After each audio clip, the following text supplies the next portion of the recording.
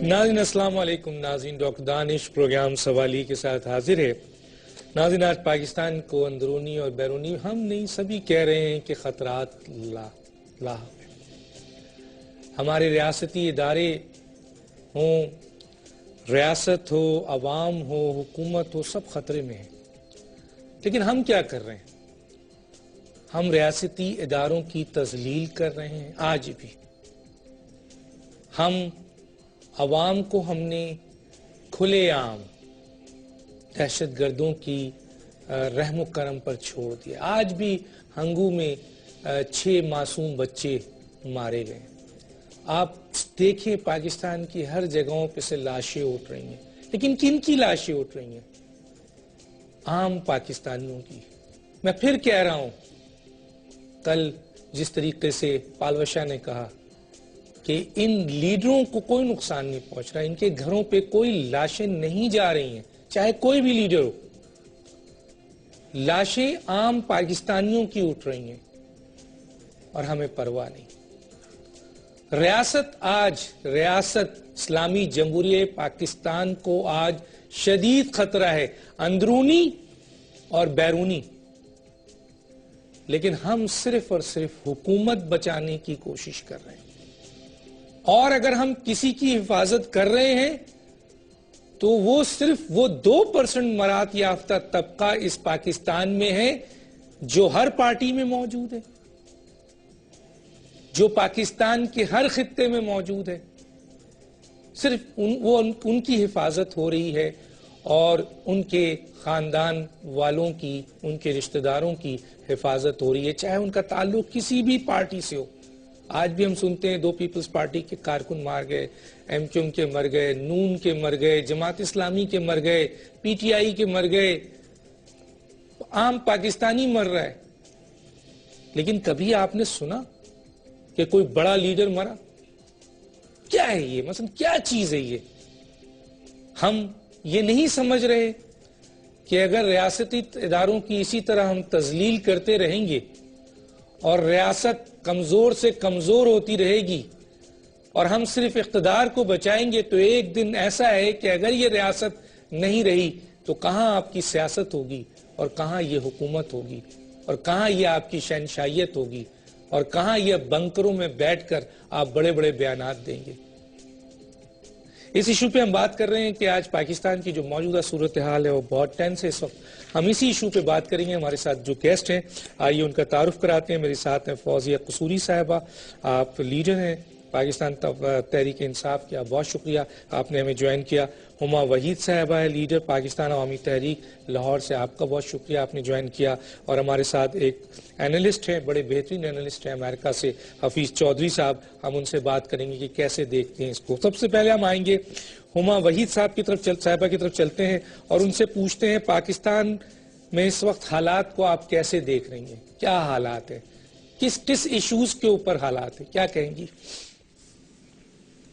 بہت شکریہ ڈاکٹر دانش، آپ نے اپنے اس پروگرام میں مجھے بلایا اور پاکستان عوامی تحریک کا پوائنٹ آف ویو پوری قوم کے سامنے مجھے بیان کرنے کا موقع دیا.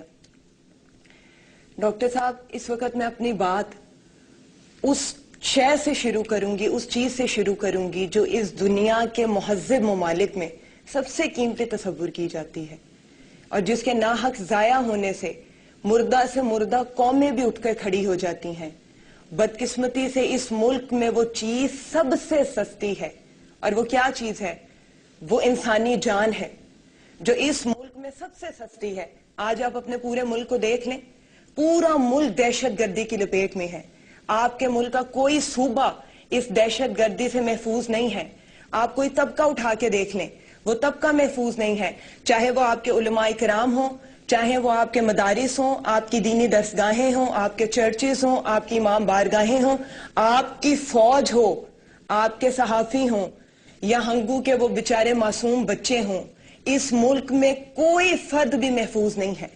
لا اینڈ آرڈر کی سچویشن یہ ہے کہ ایک طرف تو دہشت گردی ہے تو دوسری طرف قتل، ڈاکے، بھتہ خوری اور یہ تمام ناسور، یہ جو دہشت گردی کا ناسور بن گیا ہے، اس نے پورے ملک کو اپنی لپیٹ میں لے لیا ہے. آپ معیشت اٹھا کر دیکھ لیں ڈاکٹر دانش، کیا سچویشن ہے معیشت کی. سرمایہ کار آپ کے ملک میں آنے کو تیار نہیں ہیں. جو آپ کے اپنے سرمایہ کار ہے وہ باہر جا رہے ہیں، خزانہ آپ کا خالی ہے، ملک آپ کا قرضوں پہ چل رہا ہے، 70 ارب ڈالر کے قرضے اس ملک پر چڑھ چکے ہیں۔ آپ اپنی امپورٹ ایکسپورٹ دیکھ لیں، ایک طرف تو معاشی یہ صورتحال ہے اور دوسری طرف اس ملک کے قومی اثاثوں کو نجکاری کے نام پر، پرائیویٹائزیشن کے نام پر، لوٹ سیل پر لگا دیا گیا ہے، جس میں بیچنے والے بھی یہ خود ہیں اور خریدنے والے بھی خود ہیں۔ ڈاکٹر دانش، یہ وہ ملک ہے کہ جس ملک کے بچے اور اس ملک کے کتے ایک گندگی کے ڈھیر سے رزق کھانے پر مجبور ہیں، ایک کنویں سے پانی پینے پر مجبور ہیں۔ اس ملک کی بیٹیاں بہنیں عزتیں بیچ کے گھر کا راشن چلانے پر مجبور ہیں۔ اس ملک کے ماں باپ جب بھوک کی وجہ سے، افلاس کی وجہ سے، دہشت گردی کی وجہ سے اپنے اولاد کو زہر دینے پر مجبور ہے ڈاکٹر دانش، اور وہ ملک جس میں دنیا کا دوسرے بڑے نمبر کا ڈیم موجود ہے، کوئلے کے ذخائر موجود ہیں، ایٹمی طاقت ہے وہ ملک۔ آپ بجلی کا بحران دیکھ لیں، قوم پلٹ کے اسی پتھر کے زمانے میں جا رہی ہے۔ پوری گیس کا بحران آپ کے سامنے ہے، آپ کی 70% انڈسٹریز جو ہیں وہ بند ہو رہی ہیں۔ 6 کروڑ سے زیادہ لوگ، ڈاکٹر دانش، بتاتے ہوئے دل کو دکھ ہوتا ہے کہ 6 کروڑ سے زیادہ لوگ پاورٹی لائن سے نیچے زندگی گزار رہے ہیں۔ میں کس مسئلے کی طرف، کس مسائل کی طرف آپ کی اور اس قوم کی توجہ دلاؤں، کیونکہ اس ملک میں بے روزگاری، کرپشن دیکھ لیں آپ، کرپشن نے اس ملک کے معاشرے اور اس کی جڑوں کو بالکل جسے کہتے ہیں وہ کھوکھلا کر کے رکھ دیا ہے۔ ایک طرف ڈاکے ہیں، عزتیں، جان، مال، آبرو، کچھ بھی تو اس ٹھیک ہے، میں بات کروں گا ہما وحید آگے آپ سے۔ آپ نے بڑی ڈیٹیل میں سمجھایا کہ پاکستان میں کیا ہو رہا ہے، یہ جو کچھ بھی سنے گا اس پہ تو تڑپ جائے گا، اس کے علاوہ بھی لاکھوں چیزیں ہو رہی ہیں۔ فوزیہ قصوری صاحبہ کیا کہتی ہیں آج کے حالات کو دیکھتے ہوئے؟ Doctor Danish for inviting me آپ کے شو کے اوپر۔ دیکھیں ڈاکٹر دانش، میری بہن جو ہما نے باتیں کہی ہیں یہ بالکل صحیح بات ہے اور میں ان سے متفق ہوں۔ اب یہ تمام تر خرابیاں موجود ہیں اور گوئنگ فارورڈ پاکستان کی قوم کو کیا کرنا ہے، دیر از نو پوائنٹ ان ریپیٹنگ جو کچھ انہوں نے کہا ہے۔ میں یہ سمجھتی ہوں کہ جہاں یہ اتنی تمام تر ہمارے معاشرے میں اور ہمارے ملک کی سیاست کے اندر اور ہمارے ملک میں یہ ظلم اور ناانصافی حد کو پہنچ چکی ہے، اب وہ وقت آ گیا ہے کہ ہماری قوم کو متحد ہونا چاہیے، ہمارے ملک کے غریبوں کو ریئلائز کرنا چاہیے کہ کلیکٹیولی ان کا جو یہ لوٹ اور پلنڈر کا سلسلہ ہے یہ جاری ہے۔ یہ آپ نے لیڈروں کا نام، آپ لیڈر کہہ رہے ہیں، قسم سے ڈاکٹر دانش اب تو شرم آتی ہے کہ کسی کے نام کے ساتھ لیڈر لگایا جائے۔ لیڈر وہ ہوتا ہے جو لیڈ کرتا ہے۔ کہاں لیڈ کر کے لے گئے ہیں قوم کو، آپ دیکھیے سالہ سال کے اندر لوگ۔ ایک جو پاکستان میں آج امید ہے وہ یہ امید ہے کہ پاکستان کے نوجوان، پاکستان کی مائیں، بیٹیاں، بہنیں، یہ پہلی دفعہ زندگی کے اندر انہوں نے ایک اونرشپ اٹھائی، اپنے ملک سے دلچسپی رکھی، یہ لوگ باہر نکلے کہ الیکٹرل پروسیس کو سپورٹ کرنے تبدیلی کے لیے۔ میں یہ کہتی ہوں کہ ہماری قوم کو یونائٹ ہونا چاہیے، ہمارے غریبوں کو، ہمارے لوگوں کو جو پس رہے ہیں انہیں سوچنا چاہیے کہ اس سیاست کے نام پہ ان کا احتساب ہو رہا ہے، ان کے ساتھ زیادتیاں ہو رہی ہیں۔ انہیں چاہیے کہ وہ یہ ریئلائز کریں اور تمام تر اپنے پارٹی کی ایفیلیشن سے اوپر ہو کے پاکستان کا سوچیں اور اپنی جماعتوں کے اوپر اور اپنے تمام جن لوگوں کو وہ لیڈر سمجھتے ہیں ان پہ پریشر ڈالیں کہ بھالنا خدا کے لیے پاکستان کو سنبھال لیں۔ ڈاکٹر دانش، ہسٹری کبھی معاف نہیں کرے گی، پاکستان کے اتنے چیلنجز ہیں۔ آپ یہ دیکھیے کہ میں آج کل اتنے ایڈز چل رہے ہیں اور میں یہ دیکھتی ہوں کہ جی سندھ فیسٹیول کے لیے ایڈورٹائزمنٹ ہو رہی ہے، کس چیز کا سیلیبریشن ہے سندھ کے اندر؟ میں سمجھتی ہوں کہ اگر ان جماعتوں کو سندھ کی ثقافت کو پروموٹ کرنا تھا تو انہیں پہلے یہ چاہیے تھا کہ سندھ کے بھوکے اور پیاسے عوام کو لینڈ ریفارمز لے آتے، ان ہاریوں کو آزاد کر دیتے اس غلامی سے جو سالہ سال سے وہ بیچارے غلام چلے آ رہے ہیں۔ تعلیم ان کے پاس نہیں، ہیلتھ کیئر ان کے پاس نہیں۔ سملرلی میں کسی ایک پارٹی کو اٹیک نہیں کر رہی doctor Danish, I mean this for every province in Pakistan, کہ ہمارے ملک میں وہ پالیسیز ہونی چاہیے، ہماری سیاسی لیڈرشپ and otherwise کا ڈائریکشن ملک کے لیے کوئی ہونا چاہیے۔ ایک اتنی زبردست یعنی مینڈیٹ کے ساتھ آئی ہوئی ایک حکومت وفاق کی پیرالائز نظر آتی ہے، آئی ایم ایف کی غلامی کے اندر جکڑے ہوئے ہیں۔ آئی ایم ایف کا تو کام ہی یہی ہے، انہوں نے تو ہمیشہ غلط قسم کے قرضے دیے اور پھر ملکوں کو اپنے اس کے اندر دبوچا۔ تو پاکستان کو کچھ اپنے نیشنل ایشوز کے بارے میں سوچنا چاہیے، ہماری حکومتوں کو. دہشت گردی ہو، چاہے وہ ہماری پسماندگی ہو، معیشت ہماری آپ دیکھیے تباہ کن سامنے کھڑی ہے. ٹھیک ہے، میں فوزیہ قصوری صاحبہ پہ بات کرتا ہوں. موجودہ سچویشن کو آپ نے بتایا. میں آتا ہوں حفیظ چودھری صاحب. آپ بیٹھے ہیں امریکہ میں، لیکن آپ پاکستان کی سیاست کو اور ان چیزوں کو بہت سمجھتے ہیں جو موجودہ حالات ہے، اور دنیا کو بھی آپ دیکھتے ہیں. کیا کہیں گے آج پاکستان کہاں کھڑا ہوا ہے؟ کیسے حالات ہیں پاکستان کے؟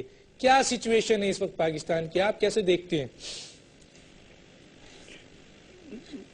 جی السلام علیکم ڈاکٹر صاحب، thank you for having me on your show. جو ہما حمید نے کہا یا فوزیہ قصوری نے کہا، میں اس سے بالکل متفق ہوں. لیکن یہاں میں آپ کو کچھ تھوڑی سی ریسنٹ ہسٹری کے بارے میں بتا کے پھر میں کچھ حل بتاؤں گا انشاءاللہ. اور دیکھیں، یہ 11 مئی کو جو الیکشن ہوا تھا پاکستان میں، پاکستان میں ایک امید کی نئی لہر اٹھی تھی کہ لوگوں نے ایک نئی لیڈرشپ کے لیے عمران خان کو جو ہے وہ بہت زیادہ پذیرائی دی. لیکن سم ہاؤ وہ الیکشن دھاندلی کی نظر ہو گیا بقول عمران خان کے. اس کے بعد عمران خان نے اسے قبول کیا اور آگے بڑھ گئے. اور پھر عمران خان اس کے بعد ایک اے پی سی ہوئی، اور اے پی سی میں ملک کا جو سب سے بڑا مسئلہ تھا دہشت گردی کا، اس کو ڈسکس کرنے کے لیے ہوئی. اب اے پی سی کے اندر عمران خان نے باہر آ کے کہا کہ میرے 4 پوائنٹ مان لیے گئے ہیں اور میں بہت خوش ہوں. لیکن عمران خان نے اے پی سی کے اندر بیٹھ کے نواز شریف صاحب سے یہ نہیں پوچھا کہ اس ڈیلیگیشن میں کون لوگ ہوں گے، اس کا ایجنڈا کیا ہوگا اور اس کا ٹائم فریم کیا ہوگا اور یہ کب واپس رپورٹ کریں گے اے پی سی کو. اگر عمران خان کو نواز شریف صاحب یہ جواب وہاں نہیں دیتے تو عمران خان صاحب کو اس اے پی سی سے واک آؤٹ کرنا چاہیے تھا. یہ ہمارے 6 مہینے ضائع ہو گئے. ابھی وہ کہہ رہے ہیں کہ پھر ایک اور دھوکہ ہو گیا. یہ بائی ڈیزائن ہے یہ سارا کچھ ہو رہا. تو میں یہ کہتا ہوں کہ مومن ایک سوراخ سے 2 دفعہ ڈسا نہیں جاتا. اور کیا قائد اعظم بھی اسی طرح دھوکہ کھاتے تھے؟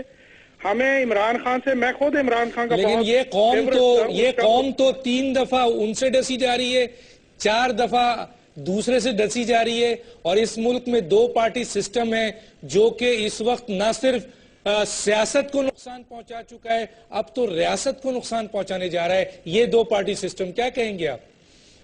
جی میں اسی پہ آ رہا ہوں ڈاکٹر صاحب کہ اب جو ہونا یہ چاہیے کہ سب سے پہلے تو میں اس کے حق میں نہیں ہوں کہ کوئی اے پی سی ہو یا کوئی مذاکرات ہوں. مذاکرات تو ٹیبل سے آؤٹ آف کوشچن ہے.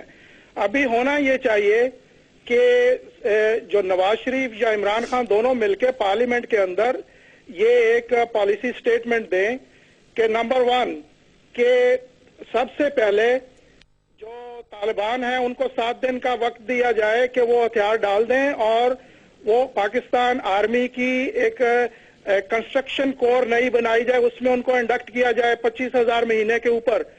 وہ جو باہر سے تنخواہیں لے رہے ہیں ان کو پاکستان تنخواہیں دے، ان سے ڈیم بنوائے، ان سے جنگل لگوائے، ان سے اس طرح کے کنسٹرکشن کے کام کروائے. جو نہیں مانتے 7 دن میں ان کو ایلیمنیٹ کر دیا جائے، چاہے وہ 2,000 ہوں 4,000 ہوں.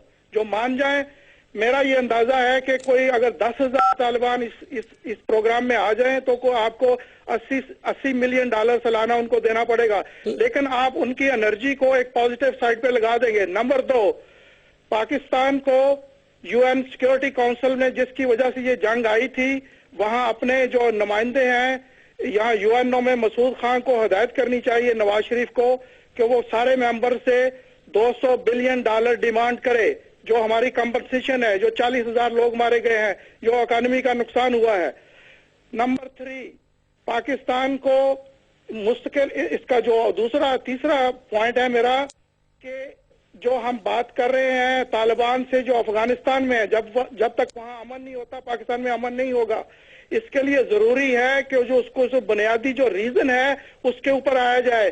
ملا عمر کو ایک آئینی ریفرینڈم کے لیے راضی کیا جائے، نہ کہ وہاں ہمارے ڈیلیگیشن جائے آرمی کے اور نواز شریف جا رہے ہیں, آرمی چیف جا رہے ہیں, وہ جا رہے ہیں, فضل الرحمان جا رہا ہے, یہ سب نان سینس ہے, اسے کچھ نہیں ہوگا. اصل مسئلہ یہ ہے کہ ملا عمر کے ساتھ بیٹھے اور ایک ڈرافٹ کے اوپر ایگری کرے, جس سے ملا عمر ایگری کرے کہ یہ اس کے اوپر ریفرینڈم ہوگا, بے شک وہ UNO کی آرمی کے انڈر ہو. حفیظ چودھری صاحب مجھے بریک کے لیے کہا جا رہا ہے, اور میں بریک سے آنے کے بعد آپ کے سامنے ایک سوال رکھ دیتا ہوں. آپ سولوشن پہ پہلے چلے گئے جبکہ میرا سولوشن آخری آپ سے پوچھنا تھا. ایک تو دوسری بات یہ ہے, جس ملک کے حکمران اور لیڈر بنکروں میں چھپ گئے ہوں, ان میں اتنا بڑا حوصلہ کیسے ہے کہ وہ اتنا بڑا فیصلہ کریں؟ ایک طرف آپ کہتے ہیں کہ جی امریکہ کو آنکھ دکھائیں, دوسری طرف آپ کہہ رہے ہیں طالبان کو آنکھ دکھائیں. ارے بھائی 5 سال سے یہ پہلی پارٹی اور 7 مہینے سے یہ دوسری پارٹی دہشت گردی پہ ایک قانون سازی نہیں کر سکے, ایک پالیسی نہیں بنا سکے. میں آگے چل کے اس کے اوپر بات کروں گا, لیکن ایک بات کہتا جاؤں, یہ ذرا سوچئے گا, بہت سارے لوگوں کو ناراضگی ہوگی, لیکن اس ملک میں یہ چیز نہیں ہونی چاہیے, اور یہی چیز پروان چڑھ گئی ہے. اور یہ جسے مکہ کہا جاتا ہے کہ 2 پارٹی سسٹم نظر آ رہے ہیں. یہ حکومت کرتے ہیں, سیاست کرتے ہیں, اور اس کے بعد ان کو دے دیتے ہیں. یہ حکومت کرتے ہیں اور سیاست کرتے ہیں اور پھر ان کو دے دیتے ہیں, اور ان کا کوئی احتساب نہیں کرتا ہے. لیکن الیکشن سے پہلے ایک دوسرے کے اوپر جو الزامات لگتے ہیں وہ دیکھیے. یہ عوام ہے, سمجھیے, یہ ورکر ہے, سمجھیے یہ ورکر. یہ 2 پارٹی سسٹم نے اس ملک کو, حکومت کو جو نقصان پہنچایا, سیاست کو وہ پہنچایا. لیکن میرے بھائی پاکستانیوں, اب اس ملک کو, پاکستانیوں سے مراد ہر سیاسی جماعت کے محب وطن, MNAs, منسٹرز اور ورکرز اور عوام, بیوروکریٹ جو بھی ہیں, جرنلز, یہ سیاست کو تو خراب کر چکے ہیں, تباہ کر چکے ہیں. اب یہ ریاست کو تباہ کرنے جا رہے ہیں. خدارہ اٹھیں, اور 3 کم از کم 3 ادارے, ایک عوام, ایک افواج پاکستان اور ایک ہماری جوڈیشری, یہ تینوں کو اب پاکستان کو سنبھالنا ہے. بڑے بڑے ذرائع کہتے ہیں, دانشور کہتے ہیں جو بات میں نے پہلے کہی کہ یہ ملک کے لیڈرشپ نہیں ہے یہاں جو اس کو نکال سکے, جیسا کہ حفیظ صاحب کہہ رہے تھے. ایک چھوٹے سے بریک پہ واپس آتے ہیں.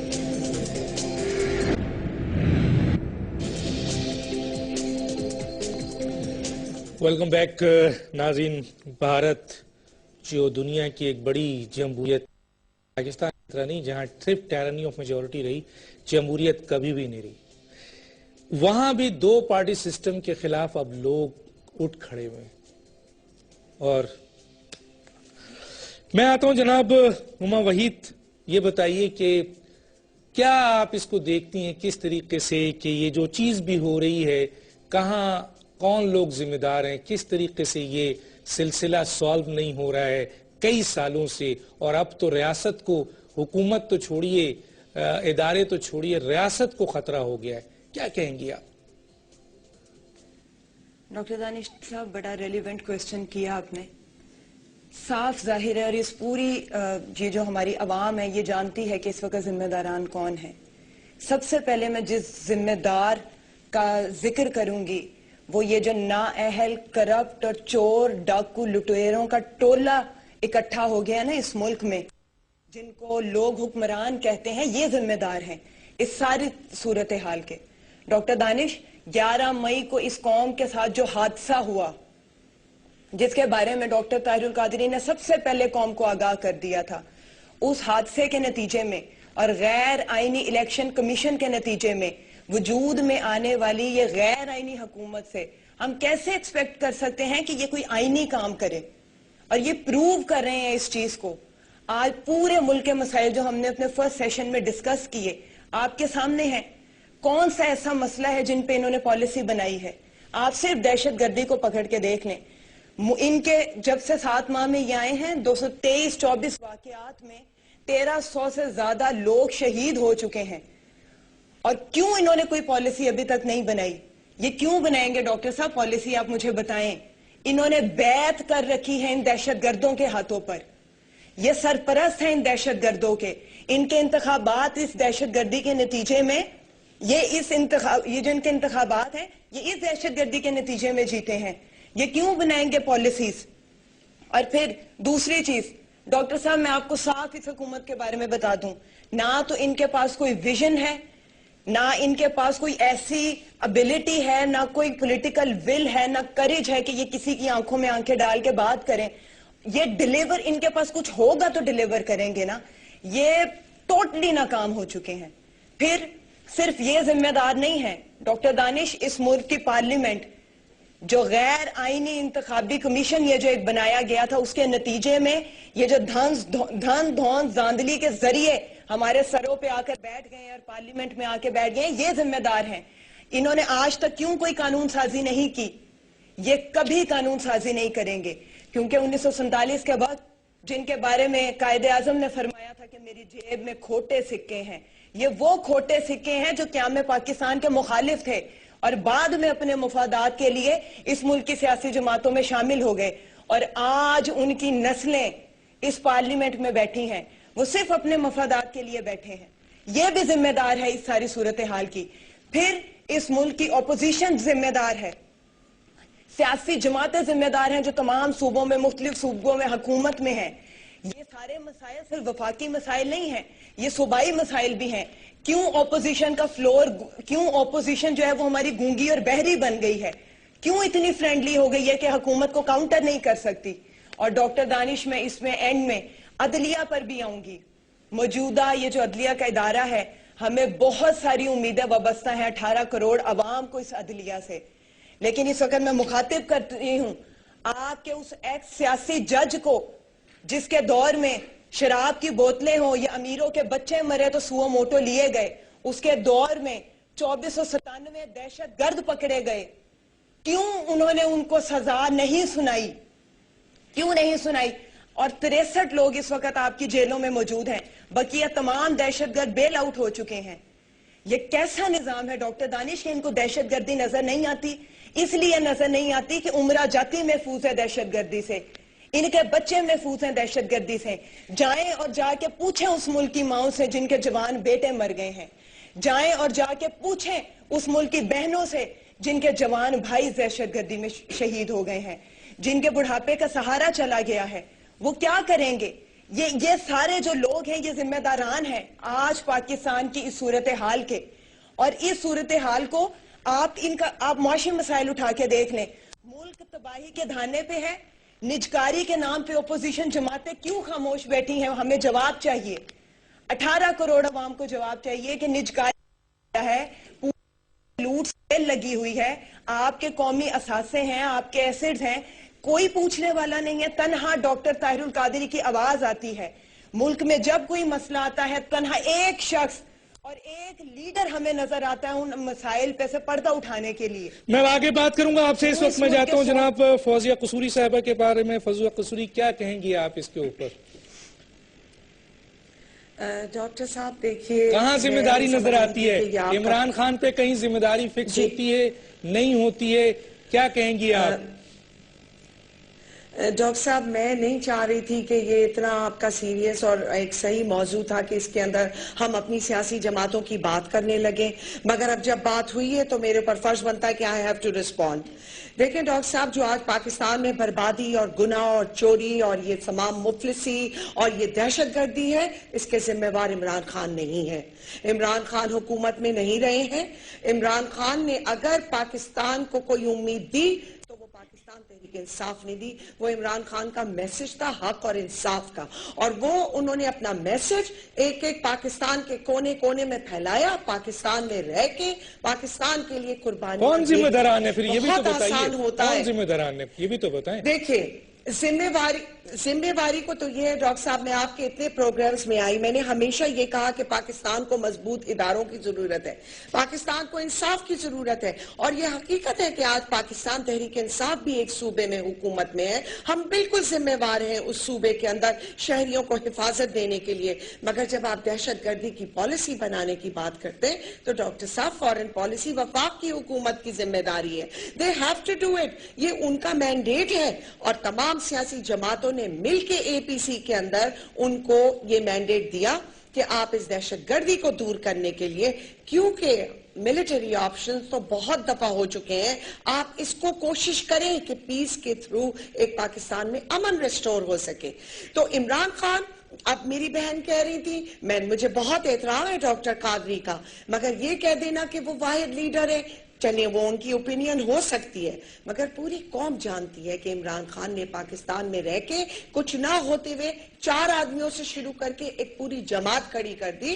اس قوم کے نوجوانوں کو، خواتین کو، بہنوں کو، بیٹیوں کو، ماؤں کو امید دی۔ اس وقت ریاست بچانا ہے، آپ آگے نکلیں ہمت سے۔ اس وقت ریاست بچانا ہے، حکومت بچا رہے ہیں لوگ، حکومت بچا رہے ہیں لوگ۔ ڈاکٹر صاحب، یہ نئی حکومت بچانے کی بات نہیں ہے، یہ بالکل ہم ہر وقت پریشر ڈالتے ہیں، یعنی اس ملک میں سب سے زیادہ بولنے والے ہی شاید واحد لیڈر عمران خان ہے، جو ہر سبجیکٹ کے اوپر بولتے ہیں، اپنی کبھی حکومت کی فکر نہ کرتے ہوئے، کرپشن کے خلاف لوگوں کو، وزیروں کو نکالا جن کے خلاف شکایتیں آئی تھیں، یعنی ہمارا وہ واحد صوبہ ہے جس میں ہم پالیسیز بنا رہے ہیں۔ ڈاکٹر صاحب آپ یہ دیکھیے کتنا ٹوٹا پوٹا، بینکرپٹ، معیشت کرمبل ہوئی بھی، اور تباہ کن نظارے جو خیبر پختونخوا میں ملے، مگر ہم نے یہ نہیں کہا کہ چلے ہم نے یہ انہیرٹ کیا، ہمیں آگے بڑھنا ہے۔ ہم نے اپنے بجٹ کے اندر سے پارلیمنٹ کا رول کہاں گیا بتائیں نا، پارلیمنٹ کا ایجوکیشن کی طرف دی۔ آپ پارلیمنٹ میں گئے ہوئے ہیں، پارلیمنٹ کا رول تو گپ شپ کا ادارہ ہو گیا ہے، اس کا تو کوئی ویلیو نہیں ہے۔ نہیں، اب یہ تو پارلیمنٹ کے اندر تحریک انصاف تو جتنا بول سک رہی ہے بول رہی ہے، اور میں آپ سے یہ اگر بات پہ ایگری کروں تو اس میں کوئی حرج نہیں ہے کہ ان کو اور بولنا چاہیے، کیونکہ ہم ہیں ہی واحد اپوزیشن، اور وہ بولتے ہیں، کئی دفعہ ان کے وہ ایکسپٹ نہیں ہوتے ہیں اور ان کو بولنے کی اجازت نہیں دی جاتی ہے، بٹ یہ کہنا کہ جی بول نہیں رہے، ہے ہی پاکستان تحریک انصاف۔ اور ڈاکٹر صاحب جیسا آپ نے کہا تھا، یہ بہت ضروری چیز ہے، یہ تجارتی لوگ ہیں، یہ دونوں سیاسی بڑی جو جماعتیں ہیں، انہوں نے پاکستان کو اپنی ملکیت سمجھا اور ہر ٹائم لوٹا اور برباد کیا، اور انفارچونیٹلی ہماری قوم کو وہ تعلیم نہیں دی، ان کو وہ اویئرنس نہیں دی کہ یہ سمجھ سکتے کہ ان کے ساتھ کس قدر ان کی بربادی کا اسباب بن رہے بار بار ان کو ووٹ دینے کا۔ آئی ہوپ کہ ہماری قوم کبھی کچھ سیکھے۔ ہاں، پاکستان تحریک انصاف نے ایک نئی قسم کی روایتی سیاست سے ہٹ کے سامنے آئے، نوجوانوں کو موقع دیا، نئے لوگوں کو موقع دیا، مگر اسی معاشرے کے لوگ ہیں جو ہماری جماعت میں بھی بیٹھے ہیں، انشاءاللہ ہلکے ہلکے وقت کے ساتھ چیزیں تبدیل ہوں گی، بالکل کیونکہ پاکستان اصل تبدیلی کی طرف جا رہا ہے، اور اس کو بس کوئی میں نہیں جا رہا ہوں روک سکتا۔ حفیظ صاحب کے پاس، لیکن حفیظ صاحب کے پاس جانے سے پہلے آپ کا یہی جملہ کوٹ کر دوں۔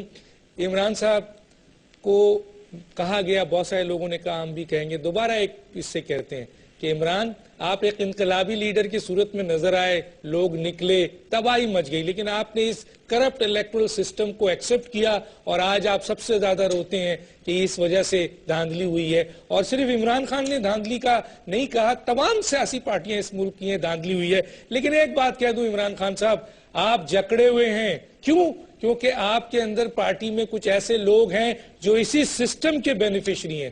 ذرا غور کیجئے گا کہ جب اس سسٹم کے بینیفیشری ہیں، آپ چینج کیسے لائیں گے؟ حفیظ صاحب کیا کہتے ہیں آپ؟ جی ڈاکٹر صاحب،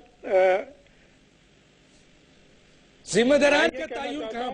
بتائیں حفیظ صاحب۔ میں یہ کہنا چاہتا ہوں کہ یہ جو پاکستان کو ابھی بچانا ہے نا، یہ دونوں لوگ جو آپ کے ساتھ بیٹھے ہوئے ہیں، عمران خان اور طاہر القادری، انہی سے ایک امید ہے، کچھ اور لوگوں کو ساتھ ملا کے، لیکن ستم ظریفی یہ ہے کہ یہ آپس میں بھی بٹے ہوئے ہیں اور ان کا آپس میں کوئی کنسنسس نہیں ہے۔ کنسنسس کیا ہو سکتا ہے؟ یہ دونوں پارٹیاں بات کر رہی ہیں سٹیٹس کو توڑنے کی، نئے نظام کی، انقلاب کی، لیکن میں ان سے یہ پوچھتا ہوں کہ کیا پاکستان کے آئین کو تبدیل کیے بغیر یہ انقلاب لا سکتے ہیں؟ یہ لوگوں کو کیوں دھوکہ دے رہے ہیں بار بار؟ ان کو پہلے اپنا ہوم ورک کرنا چاہیے، آپس میں بیٹھنا چاہیے۔ they should build a consensus کہ کیا یہ تبدیلی لانا چاہتے ہیں، اس کے بعد لوگوں کو پبلک کو لانا چاہیے لانگ مارچ کے لیے، جیسے بھی میں آپ کو ایک بات بتا دوں، دنیا میں 2-3 ملک ایسے ہیں جہاں آئین کے نہ ہونے کی وجہ سے وہ ملک ٹوٹ گئے، پھر اگر وہ آئین انہوں کا ناقص تھا تو وہ ابھی آپ کے سامنے ایجپٹ کی مثال ہے۔ آپ دیکھیں ایجپٹ کے اندر انہوں نے جو آئین بنایا اس پہ کنسنسس نہیں تھا، پھر مارشل لا لگ گیا۔ ابھی میں حل کی طرف آتا ہوں کہ حفیظ صاحب مجھے ایک بات یہ بتائیں حفیظ صاحب کہ اس وقت ریاست کو خطرہ ہو گیا ہے، لوگ مر رہے ہیں، فوری طور پر حکومت کو کیا کرنا چاہیے؟ ریزائن کر دینا چاہیے اگر اس میں اہلیت نہیں ہے، یا پھر ان کو کوئی جرأت مند فیصلہ کرنا چاہیے؟ یہ بتا دیں آپ۔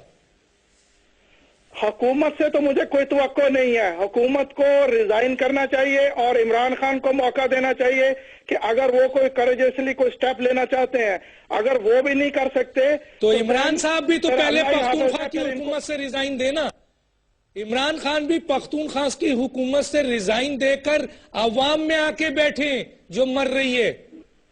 بالکل ٹھیک ہے، بالکل ٹھیک ہے، ان کو بھی ریزائن کرنا چاہیے، اور پھر اس کا حل یہ ہے کہ پہلے انہیں لائحہ عمل طے کرنا چاہیے کہ کرنا کیا ہے۔ اگر وہ نہیں ہوگا تو پھر انتشار ہوگا، پھر مارشل لا پھر لگ جائے گا۔ ان کو پہلے وہ لائحہ عمل وہ ایک ہفتے میں طے ہو سکتا ہے، اس کے لیے کوئی مہینوں نہیں چاہیے۔ ان میں اگر سنسیئرٹی ہے عمران خان کے اندر، طاہر القادری کے اندر یا الطاف حسین کے اندر، ان کو چاہیے کہ اپنے دو نمائندے بٹھائیں، اور جو یہ انقلاب لانا چاہتے ہیں، جو یہ سٹیٹس کو توڑنا چاہتے ہیں، اس کے اوپر پہلے کنسنسس کریں اور پھر پبلک کو سامنے لائیں۔ یہ اس طرح اس کے لیے ہوم ورک بہت ضروری ہے۔ جی بولیے، آپ کو اجازت ہے فوزیہ، بولیے۔ دیکھیں ڈاکٹر صاحب، پاکستان تحریک انصاف نے ہمیشہ رسپانسبلٹی کے ساتھ سیاست کی ہے۔ عمران خان کے ساتھ پاکستان کا نوجوان اور یوتھ کھڑا ہوا ہے۔ یہ سب آپ سے دیکھیں، آپ کوئی بات کہنے سے پہلے صرف ایک جملہ سنیں کہ حفیظ صاحب نے بھی اور سب نے آپ کی یہ بات مانی ہے کہ دو پارٹی سسٹم جو ملک کو تباہ کر رہے ہیں، اس میں عمران کیونکہ الیکشن کا حصہ بن گئے ہیں، آ گئے، تو امید انہی سے کی جا رہی ہے، تو کرٹکس بھی ان پہ ہوگا۔ تو ڈاکٹر صاحب میں یہی کہنا آپ کو چاہ رہی ہوں کہ دیکھیے، کوئی ایسا کام نہیں کرنا چاہتے جس سے ہمارے آئین کی خلاف ورزی ہو یا ہماری جمہوریت کو خطرہ ہو۔ آپ پارلیمنٹ سے نکل کر روڈ پہ احتجاج کر رہے ہیں، آپ بتائیں، آپ خود بتا رہے ہیں۔ ڈاکٹر صاحب دیکھیں، میں اپنی بات اگر کمپلیٹ فوزیہ کو بات کمپلیٹ کرنے دیں، میں آتا ہوں حفیظ صاحب اس کے بعد آپ کے پاس۔ فوزیہ جلدی، کیونکہ بریک میں جانا ہے۔ دیکھیں ڈاکٹر صاحب، بالکل ڈاکٹر صاحب، دیکھیے میں صرف یہ کہہ رہی ہوں کہ ہم کوئی خدا نہ کرے پاکستان میں خون کا انقلاب نہیں چاہتے۔ ہم نے بات کرنی ہے، لوگوں کو بتانا ہے، بول رہے ہیں۔ آپ نے یہ کہا کہ حکومت کو اس وقت کیا کرنا چاہیے، آپ بالکل صحیح کہہ رہے ہیں کہ ریاست کو بچانا چاہیے۔ حکومت کو چاہیے کہ تمام سٹیک ہولڈرز کو آن بورڈ لے۔ حکومت کو چاہیے ایک پالیسی بتائیں کہ انہوں نے کیا پالیسی ترتیب دی ہے اس دہشت گردی سے مقابلہ کرنے کی، اور اس میں پارلیمنٹ کے پاس جائیں، کوئی ان کیمرہ بریفنگ کریں۔ اگر قوم کے سامنے نہیں بتا سکتے، کوئی سینسیٹیو انفارمیشن ہے، تو پھر اسٹیک ہولڈرز ٹھیک ہے فوزیہ، بریک میں جانا ہے، لازم بریک میں جانا ہے۔ ایک بات کہتا ہوا چلوں، اور وہ یہ ہے کہ دیکھیں، عمران خان نے اگر لوگوں کو کہا کہ ہم اس ملک کی تقدیر بدلتے ہیں، تو لوگوں نے ووٹ دیے ہیں ان کو۔ وہ الگ بات ہے کہ ووٹ ہائی جیک ہو گئے، لوگ نکلے ہیں، ہر نسل کے نکلے ہیں، ہر طرح کے لوگ نکلے ہیں، روڈوں پہ نکلے ہیں، ایسے لوگ نکلے ہیں جو پاکستان کے اندر ایک انقلاب سا نظر آیا۔ لیکن کیا ہوا؟ اب سوال یہ ہے کہ کیا ہوا؟ کیا عمران خان صاحب اسی الیکٹرل سسٹم کے تحت دوبارہ الیکشن چاہتے ہیں؟ کیا وہ کر سکیں گے؟ اور اب وہ خود کہتے ہیں کہ ڈاکٹر طاہر القادری صحیح کہتے تھے، اگر وہ صحیح کہتے تھے تو کیا یہ جو کہہ رہے ہیں حفیظ صاحب کہ اس وقت دو بڑی سیاسی جماعتیں اور جوڈیشری اور افواج پاکستان اور عوام اپنا رول ادا کریں، اور تمام سیاسی جماعتوں میں موجود چاہے وہ لیڈر ہوں چاہے وہ ورکر ہوں، وہ بھی اس میں اپنا رول ادا کریں؟ ایک چھوٹے سے بریک پہ واپس آتے ہیں۔ ویلکم بیک ناظرین۔ یہ سب تیرا کرم ہے آقا کہ بات اب تک بنی ہوئی ہے، ورنہ ہم نے اس ملک کو لوٹ کے توڑ کے کیا کچھ نہیں کر دیا۔ سولوشن بتائیے ہما، آپ کے پاس صرف 2 منٹ ہے، کیا کہتی ہیں؟ ڈاکٹر دانش، یہ جو آخری آپ نے سوال کیا، یہ بہت زبردست کیا۔ صرف 2 الفاظ میں سولوشن ہے ڈاکٹر دانش صاحب، صرف 2 الفاظ میں۔ اس ملک کے کرپٹ پولیٹیکل سسٹم اور کرپٹ الیکٹورل سسٹم کو اٹھائیں اور اٹھا کے جا کے سمندر میں ڈال دیں، یہ حل ہے۔ یہ بھی فوزیہ قصوری صاحبہ بھی کہہ رہی تھی کہ ہم کوشش کر رہے ہیں اور اس نظام میں رہ کے ہم بہتری کی کوشش کر رہے ہیں. ڈاکٹر صاحب اس نظام میں رہ کے تبدیلی کی بات کرنا اور بہتری کی بات کرنا ایسے ہی ہے جیسے آپ کسی زہریلے اژدہے سے صحت یابی مانگ رہے ہوں, جیسے آپ زہر سے شفا یابی مانگ رہے ہوں, جیسے آپ چور ڈاکو لٹیرے سے اپنے گھر کی حفاظت مانگ رہے ہوں. اس نظام میں کوئی تبدیلی نہیں ہے. کیا کرنا ہوگا اس قوم کو؟ حل میری نظر میں یہ ہے, اور وہ یہ ہے کہ اس پوری قوم کو اب اٹھنا ہوگا. سب سے بڑی ذمہ داری عائد ہے آپ پر ڈاکٹر دانش, میرے پہ, اس ملک کی عوام پہ ذمہ داری عائد ہے کہ وہ اٹھے اور ڈاکٹر طاہر القادری کا ساتھ دے, جو وہ 1 کروڑ نمازی اس ملک انقلاب کے لیے چاہتے ہیں, اس کے لیے اٹھ کر کھڑے ہوں. کیونکہ ڈاکٹر طاہر القادری اس ملک میں کرپٹ پولیٹیکل سسٹم, جو جاگیرداری نظام, موروثی سیاست اور برادریزم پر مشتمل ہے, اس کا خاتمہ چاہتے ہیں. وہ اس ملک سے میں آئین کی بالادستی چاہتے ہیں, اور یہ جو آئین کا کڈنیپ کر لیا گیا ہے 17ویں 18ویں اور 19ویں ترمیم سے, اس کو نجات دلا کر حقیقی روح کے ساتھ آئین کی بالادستی چاہتے ہیں. وہ اس ملک میں حقیقی معنوں میں جمہوریت چاہتے ہیں. اور یہ سب کچھ کیسے آئے گا؟ جب عوام اٹھ کر کھڑی ہوں گی. ڈاکٹر دانش صاحب, عوام پر سب سے بڑی ذمہ داری ہے. انہوں نے سب کچھ دیکھ لیا, اور قوم جو گھر میں بیٹھ کے کہتی رہی, اور اداروں پہ ذمہ داری. ڈاکٹر صاحب پلیز مجھے 1 منٹ دیں. اداروں پہ ذمہ داری ہے, اس ملک کی فوج پہ ذمہ داری ہے, اس ملک کی عدلیہ پہ ذمہ داری ہے کہ یہ تینوں عوام, عدلیہ اور فوج اکٹھی کھڑی ہو جائے اور اس انقلاب کو سپورٹ کرے, تاکہ 1 کروڑ نمازی جب کھڑے ہوں تو تینوں ادارے, تینوں لوگ مل جائیں تو انشاءاللہ اس ملک میں انقلاب. ٹھیک ہے, میں آتا ہوں فوزیہ قصوری صاحبہ کی طرف. جی فوزیہ قصوری صاحبہ, کیا آپ کو بظاہر سلوشن نظر آتا ہے؟ ڈاکٹر صاحب, جن سیاسی جماعتوں نے اسٹیک ہولڈرز ہیں, جنہوں نے اس ملک کے اندر الیکشن میں حصے لیے ہیں, انہوں نے تمام نے اپنی عوام سے, اپنے لوگوں سے وعدے کیے, اپنے ووٹر سے. پاکستان کے اندر صاف پینے کے پانی کی ضرورت ہے, پاکستان میں صحت کی سکیمز کی ضرورت ہے, یہاں تعلیم عام ہونے کی ضرورت ہے, یہاں جابز کی ضرورت ہے. ہمارے لوگوں کو اٹھانا ہے, ہماری عوام کو طاقتور بنانا ہے, اور کبھی عوام طاقتور نہیں ہو سکتی ہے جب تک ان کے پاس تعلیم اور یہ تمام چیزیں نہ ہوں. میں سمجھتی ہوں اس وقت جو سب سے بڑا چیلنج ہے یہ دہشت گردی کا, اس کے لیے حکومت کو ایک لائے عمل طے کرنا ہے, انہیں وہ پالیسی بنا کے سامنے پیش کرنی ہے, انہیں جو ایکشن لینا ہے. پاکستان تحریک انصاف ہمارے ملک کی فوج کے ساتھ کھڑے, ہم اپنے ملک کی بقا کے لیے لڑ رہے ہیں جیسے اور بھی سیاسی جماعتیں لڑ رہی ہوں گی, آئی ایم شیور.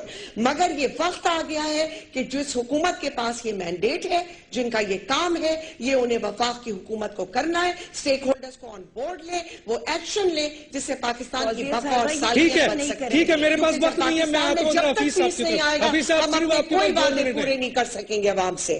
جی حفیظ صاحب. جی ڈاکٹر صاحب, بات یہ ہے کہ یہ جو ہما صاحبہ نے کہا کہ انقلاب آئے گا اور 1 کروڑ نمازی آئیں گے اور وہ انقلاب لائیں گے, میں ان سے یہ درخواست کروں گا کہ طاہر القادری صاحب وہ جو انقلاب لانا چاہتے ہیں اس کا بلو پرنٹ پہلے آئینی ریفارمز کا قوم کے سامنے پیش کریں, اور پھر اس کے اوپر کنسنسس حاصل کریں.